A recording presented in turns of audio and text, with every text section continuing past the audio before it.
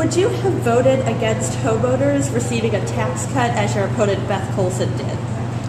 Would I have voted against giving them a tax cut? I would vote for giving them a tax cut.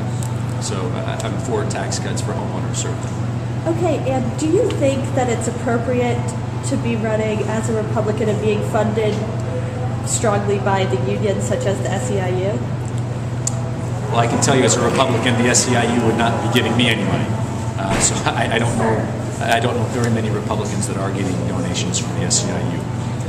Okay, In fact, yeah, I'll just leave it at that. I don't know many Republicans that are getting those donations. and what issue is most important to you in this race? The biggest issue for me right now is jobs. As a small business owner, I think we've got to be focusing on getting people back to work, jobs, cutting spending, and making sure our country remains safe and free. And did you come out and support any candidate that was running previously for the seat?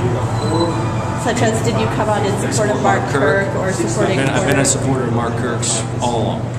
I think that's. I think I know where you're referring, but yes, absolutely. Came out in favor of the president when the president was running. Came out in favor of the Republicans. Generally, certainly in the general election, count me in for the Republican Party. And what do you think about other candidates that are running that may not have supported more than one or two other Republicans in their entire career? Well, I think that is. I leave that to the voters. It doesn't sound. I think that you should be able to come out. Those that are helping you and supporting you within the Republican Party, I think that you need to go back out and support them.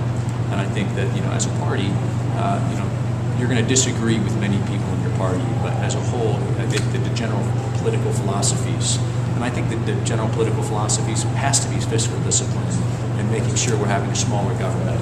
And those are the types of things that hopefully a lot of others within the party are also embracing, and therefore you should be supporting them. And finally, what would be the one key thing you would try to do specifically for the 10th district if you were elected Congressman?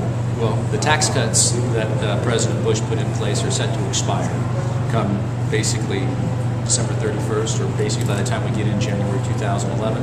I think those should be made permanent. I think the last thing we need right now in our nation during a recession is to have tax increases. I think it's the wrong message, the wrong approach.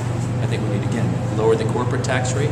I would be talking about trying to get a payroll tax moratorium in order to funnel capital back into the hands of small business owners, the job creators. Do it immediately within the next 2 weeks as opposed to trying to make a grant for the federal government.